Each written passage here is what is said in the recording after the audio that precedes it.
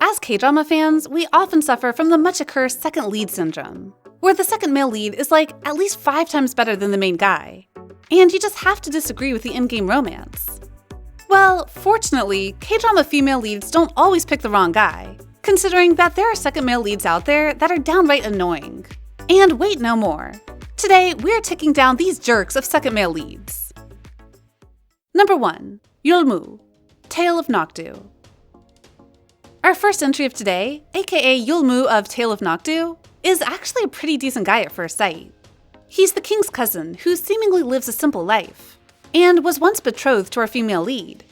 For the first half of the series, he's pretty endearing with a sunshine visual and a fondness for cooking, as well as being very loyal to the female lead and all. Unfortunately, the show decided to do an entire whiplash, and our charming second male lead turns out to be kind of a sociopath. Yes, he's a prince, we all see that coming. But he's also scheming, manipulative, and downright cruel, which came as a total surprise. Suddenly from sweet and caring, we get this character that's willing to get blood on his hands, would actually enjoy slaying people, and at times, even seems kind of unhinged. And adding to all that, Yeulmu's relationship with the female lead took a turn for the worst, because he started to become overwhelmingly obsessive. Due to their childhood engagement, the guy seems to think that the female lead belongs to him, like an object, and tries to hinder her freedom and actually murders people just to keep her by his side. So, all in all, I'm sure we all agree that Noctu is the better guy. And while Yeulmu got the throne as the series ends, his ending filled with cruelty, doubts, and loneliness is plenty well-deserved. Number 2. Baekhyun, Extraordinary You. So, to better assess Baekhyun as a character, let me give you a bit of context. Extraordinary You follows the female lead Un Dan-oh, who, by chance, realized that she's merely a side character in a comic called Secret. It's also important to note that the world of Extraordinary You has 2 status, stage and shadow. And while its characters can freely act in the shadow, they have to do what the script entails on the stage. Now, Baekhyun is an asshole, at least on stage.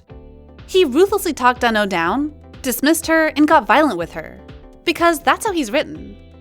He has actually got a reason for his mean demeanor, what with his toxic family and pent-up anger, making for an actually interesting character.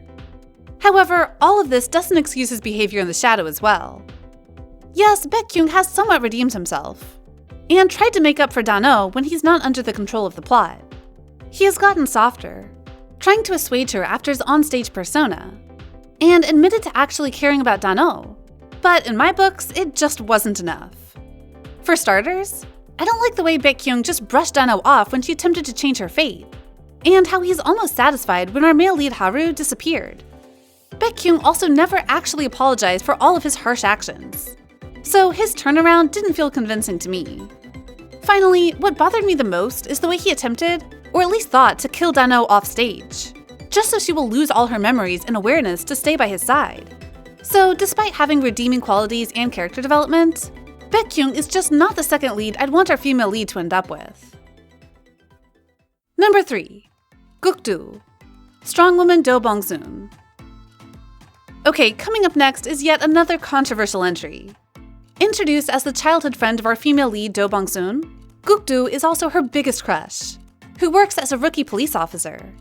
This character is also a bit idealistic and very passionate, leading to him continuously changing departments and butting heads with his superiors. Now, Gukdu isn't a bad character. He has some neat moments, can mostly treat our female lead well, and since he doesn't know of her superpowers, it was pretty entertaining to watch the normally gung-ho Do Bong-soon acting meek in front of him. His chemistry with the male lead is also really fun, so I don't mind him all that much.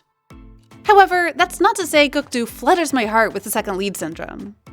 For starters, he acts pretty condescending towards Bong-soon, treating her like a naive little girl that knows no better, talking down on her, and making decisions for her without ever asking if Bong-soon actually wanted them.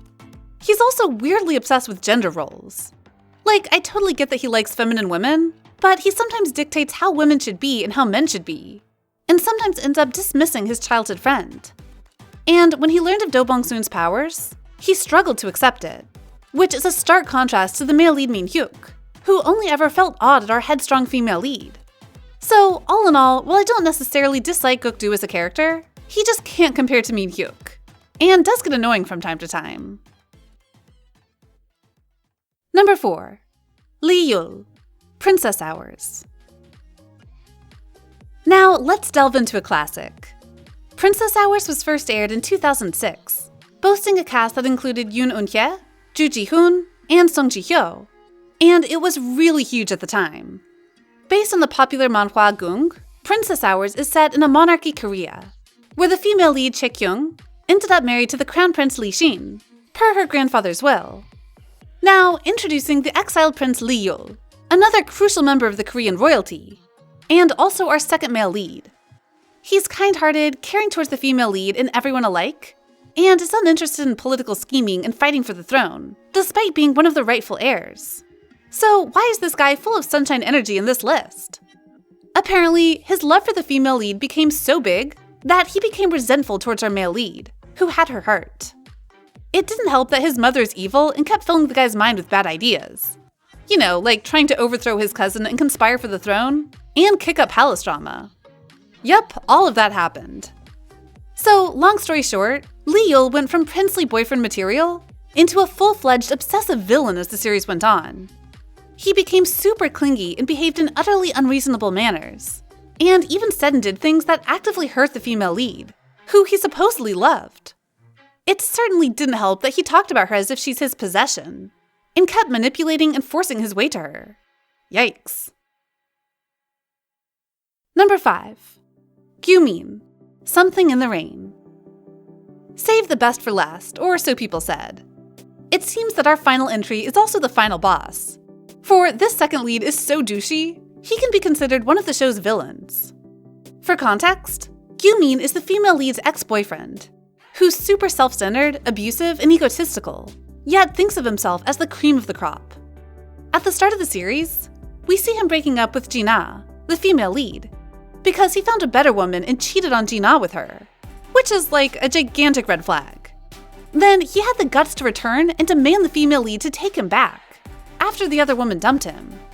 He even went as far as to accuse Jina of being unfaithful to him, despite being a cheater and having already broken up with her. And at this point, I have to say, what the actual freak? And that's not even the worst of this character, as he's later shown to be both verbally and physically abusive, if not even downright psychotic.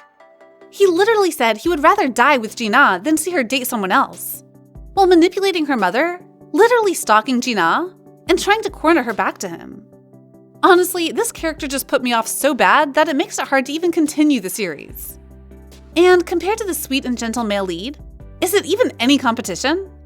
So yup, Gyu-min is the guy we all want to steer clear of. And a perfect fit for this list, apparently. So that's some of the most annoying second male leads in the K-drama world. And I guess, series to watch if you don't want to suffer from the second lead syndrome.